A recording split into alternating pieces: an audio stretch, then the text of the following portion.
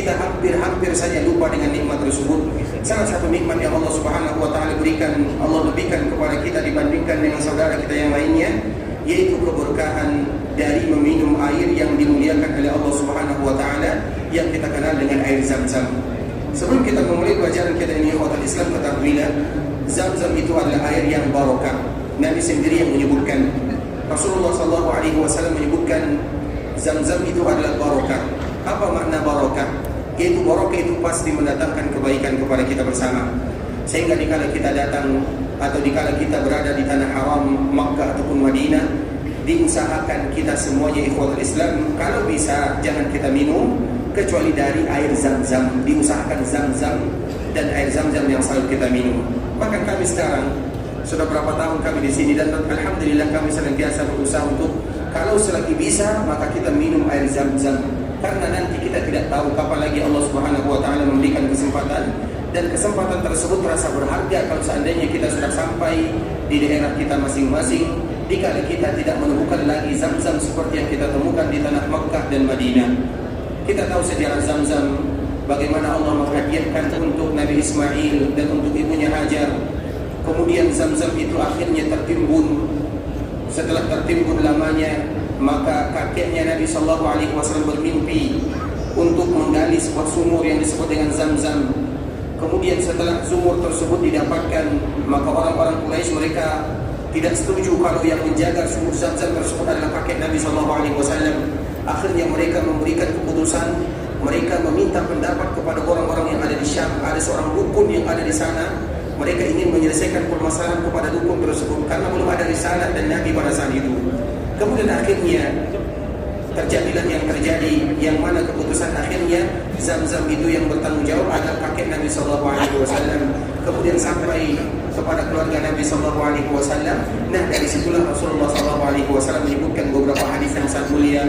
Zam-Zam lima syuribalah. Zam-Zam itu tergantung bagaimana cara kalian meminumnya, bagaimana tujuan kalian untuk meminumnya. Kalau kita ingin minum Zam-Zam agar diberikan kesehatan, Allah berikan kesehatan. Kalau kita minum Zam-Zam untuk diberikan keberkahan, Allah berikan keberkahan. Kalau kita minum Zam-Zam untuk mendapatkan rezeki, Allah berikan rezeki. Kalau kita minum air Zam-Zam untuk mendapatkan keturunan, Allah berikan keturunan. Tergantung tujuan kita untuk meminumnya. Dan ini sengaja kami sebutkan karena malam tadi kami bersua dengan salah seorang sahabat yang berasal dari daerah kita. Dia menyebutkan dia sedang sakit kakinya. Kemudian diambil air Zam-Zam tersebut, kemudian dioleskan, disiramkan di kakinya. Alhamdulillah Allah Subhanahu wa taala berikan kesegaran, kesehatan kepadanya. Dan itu juga tidak tertutup kemungkinan bagi kita bersama ikhwatul Islam untuk memanfaatkan momen-momen tersebut, terutama hal-hal yang betul-betul ada barokahnya. Jadi dianjurkan bagi kita kalau kita datang ke tanah haram Makkah Madinah, jangan kita minum kecuali dari air Zam-Zam. Makanya kalau ada di antara kita yang datang ke tanah haram Makkah Madinah, terutama di Madinah disediakan sekarang, kalau kita masuk ke Masjidil Nabawi, kita minum 2 gelas, 3 gelas, 4 gelas, satu cawan, 2 cawan, 3 cawan, rasanya rugi ikhwatul Islam. Kalau bisa kita minum setiap kali kita datang ke masjid, itu minimal kita minum 10 cawan atau 10 gelas. Karena memang Nabi SAW yang menyebutkan demikian. Salah satu hadis Nabi SAW, Nabi memerintahkan kepada kita untuk minum Zam-Zam itu hatta yatadalla. Tadalla itu artinya sampai kita betul-betul puas. Karena di antara salah satu sifat, kata Nabi SAW, salah satu sifat orang-orang yang ada kemunafikan di dalam jiwanya adalah mereka tidak akan pernah puas dengan minum air Zam-Zam. Dan kita tidak mau demikian, sehingga kita ingin puas sampai betul-betul puas. Kecuali kalau seandainya kita ada masalah dengan buang air, itu lain cerita. Namun kita yang diberikan kesehatan oleh Allah, kesegaran, dikhawatirkan nanti Ustaz suruh kita minum 10 cawan, 10 gelas, nanti Allahu Akbar kita langsung ke WC, itu muskilah.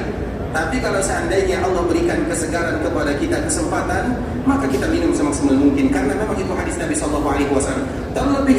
Terlebih lagi ikhwatul Islam, setelah kita belum mengisi perut kita ini dengan apa-apa. Seperti misalnya setelah kita melakukan sholat subuh berjamaah. Setelah sholat subuh berjamaah, ada di antara sebahagian kita yang langsung pulang. Ada di antara sebahagian kita mereka menunggu di rumah Allah atau di Masjid Nabawi untuk melakukan sholat-sholat syuruk, apapun yang kita lakukan. Namun sebelum kita pulang, di waktu itulah momen yang paling indah, kita harus memperbanyak minum air Zam-Zam hatta yatadalla. Dari segi apa saja itu adalah barokah. Bahkan Bahkan Rasulullah SAW menyebutkan keberkahannya. Zam-zam itu ikhwatal Islam, ta'am ta'min. Zam-zam itu bisa berubah menjadi makanan bagi kita. Makanya Abdullah bin Zubair ini adalah cucunya Abu Bakar As-Siddiq. Ayah yang bernama Zubair bin Awam, dia adalah suaminya daripada Asma. Asma itu adalah anaknya, putrinya Abu Bakar As-Siddiq. Abdullah bin Zubair, dia pernah memimpin Makkah Al-Mukarramah. Kemudian dia pernah dikepung di sana. Ketika dia dikepung, tidak ada makanan. Apa makanannya? Yaitu Zam-Zam. 17 hari, 17 malam, dia tidak ada makanan satupun kecuali Zam-Zam. Dan Allah berikan keberkahan kepadanya. Sehingga itu betul kata Nabi SAW, ta'am ta'min. Itu betul-betul bisa berubah menjadi makanan bagi kita bersama. Bahkan kami selalu menyebutkan ada sebagian jemaah kita atau sebagian mereka yang datang ke tanah haram Makkah Madinah. Kami sebutkan hadis ini. Dia salah seorang saudara kita berasal dari Malaysia. Semoga Allah menjaganya dan menjaga keluarganya serta menjaga kita bersama. Dia mendengarkan hadis yang kami bacakan. Kemudian dia datang bertanya, Ustaz, apakah betul itu hadis Nabi SAW? Kita betul-betul harus puas, minum Zam-Zam itu harus puas, harus betul-betul kenyang, dan dia bisa berubah menjadi makanan. Saya bilang betul, banyak riwayatnya. Maka dia pun berusaha untuk meminumnya.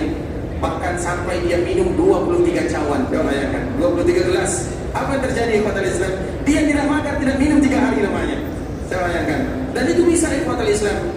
Karena memang hadis Nabi SAW, tinggal bagaimana kita meyakininya. Begitu juga yang terpenting, yang tidak kalah pentingnya, yaitu bagaimana Zam-Zam itu menjadi obat. Nabi SAW menyebutkan syifa sakam. Zam-Zam itu juga bisa berubah menjadi obat. Kami tahu ikhwatal Islam, ada sebahagian cerita-cerita publik fakta betapa banyak mereka yang sakit. Ada di antara mereka yang sakit sakit kalau bahasa kitanya sakit yang mematikan, kanser, atau kalau bahasa kitanya kanker, kalau bahasa kitanya. Kemudian dia minta izin ke dokter. Dia tahu karena dokter mengatakan tidak ada umur lagi, mungkin beberapa hari. Akhirnya dia minta izin, bagaimana engkau izinkan aku untuk melakukan safar yang sangat indah, mengadu kepada Allah Azza wa Jalla di tanah haram yang paling dimuliakan oleh Allah Subhanahu wa taala. Akhirnya dia safar, dia bermohon berdoa kepada Allah, dia minum Zam-Zam. Kita tahu di antara sunnah dikala kita melakukan ibadah haji dan ibadah umrah, setelah kita tawaf, setelah kita salat, ada siramkan Zam-Zam di kepala kita. Itu adalah sunnah Nabi yang mulia sallallahu alaihi wasallam. Setelah kita tawaf, setelah kita salat 2 rakaat di belakang makam atau di mana saja, di antara sunnah baginda yang mulia sallallahu alaihi wasallam, minum Zam-Zam, siramkan di atas kepala kita. Jangan lewatkan begitu saja. Itu sunnah Nabi sallallahu alaihi wasallam yang pasti ada barokah di sana. Nah, orang ini dia melakukannya. Dia minum, disiramkan di badannya. Dia berdoa kepada Allah untuk memberikan kesegaran dan kesembuhan. Apa yang terjadi? Betul, Allah Subhanahu wa taala berikan kepadanya kesembuhan. Allah Subhanahu wa taala hilangkan penyakitnya yang menurut kita mustahil hilangnya. Namun tidak ada yang mustahil bagi Allah Subhanahu wa taala. Karena itu adalah hadis baginda yang mulia sallallahu alaihi wasallam. Sehingga itulah yang jangan pernah kita lupakan di ikhwatal Islam. Makanya ini kami sengaja menyebutkan karena malam tadi kami bercerita dengan salah seorang teman dan dia menyebutkan sedang sakit kaki, kemudian disiramkan, dioleskan Zam-Zam di kakinya, Allah berikan keberkahan. Kalau ada di antara kita yang belum disembuhkan, bisa jadi ada alasan-alasan yang lainnya. Namun yang pertama yang harus kita yakini, bagaimana hadis Nabi SAW, Zam-Zam itu barokah. Kalau sudah barokah berarti kebaikan demi kebaikan yang ada di dalamnya. Dan itu merupakan momen kita yang terindah dikala kita berada di Makkah dan di Madinah. Walaupun hukum asalnya Zam-Zam itu ada di Makkah. Zam-Zam itu ikhwatul Islam ada di Makkah. Dan sekarang kita tidak bisa lagi melihatnya. Dulu masih ada di antara sebagian saudara kita yang bisa turun ke bawah, bisa beruduk di bawahnya, bisa melihat sumbernya di mana. Dan satu-satunya manusia atau hanya dua orang manusia saja yang mereka bisa berdiri di tempat dekat Zam-Zam tersebut untuk memberikan ceramah. Yang pertama adalah sepupu Nabi SAW yang bernama Abdullah bin Abbas. Kita tahu bagaimana Abdullah bin Abbas orang ulama sahabat Nabi doakan dirinya. Dan yang kedua juga berasal dari keturunan Nabi, salah seorang ulama yang lahir pada tahun 150 Hijriah, meninggal pada tahun 204 Hijriah, yang kita kenal dengan Muhammad bin Idris. Tidak lain, tidak bukan adalah Imam Syafi'i rahimahullah ta'ala, yang dia juga mengajar di sana, di dekat sana. Karena itu adalah tempat yang spesial. Tidak ada bisa memberikan khutbah ceramah di sana kecuali dua ini. Yang pertama Abdullah bin Abbas, kemudian setelahnya tidak ada lagi yang berani. Kemudian selanjutnya adalah Imam Muhammad bin Idris, atau yang lebih kita kenal dengan Imam Asy-Syafi'i rahimahullah ta'ala. Jadi maknanya ikhwatul Islam barokah demi keberkahan. Barokah demi keberkahan. Kalau kita ingin anak kita menjadi ulama, berikan hadiah yang terindah kepadanya Zam-Zam. Kalau kita ingin mendapatkan keberkahan dalam kehidupan, kebahagiaan dalam keluarga, kita berdoa kepada Allah. Zam-zam lima syuribalah. Zam-zam itu tergantung apa tujuan kalian meminumnya, tinggal bagaimana kita memanfaatkan momen tersebut untuk minum sebanyak-banyaknya. Makanya tadi kami jelaskan, kalau hanya kita minum 2 cawan, 3 cawan, rugi rasanya. Kita jauh-jauh melakukan safar, datang ke tanah haram Makkah, Madinah, kemudian kita hanya mendapatkan 2 cawan, 3 cawan sekali masuk. Kita ingin 10 cawan. Kalau bisa seperti kawan tadi kita 23 cawan, Allahu Akbar. Tapi itu semuanya tergantung keadaan kita masing-masing. Karena yang terpenting adalah keberkahan ini, dan dia betul-betul bisa memberikan keberkahan dalam kehidupan. Karena itu hadis Nabi SAW, bagaimana Nabi SAW menyebutkan, ma'u zamzam lima syuribalah innaha mubarakah innaha ta'am ta'min. Nabi pernah menyebutkan innaha mubarakah, itu adalah minuman yang paling memberikan keberkahan. Dan kalau sudah memberikan keberkahan, maka Allah Subhanahu wa taala pasti memberikan kepada kita kebaikan demi kebaikan di dalam kehidupan. Itu sekedar informasi saja ikhwatul Islam, untuk kita senantiasa memanfaatkan momen tersebut dikala kita berada di tanah haram Makkah Madinah. Hadiah yang terindah adalah air yang penuh dengan keberkahan. Ikhwatul Islam, saudara kaum muslimin, para tamu Allah rahimani wa rahimakumullah.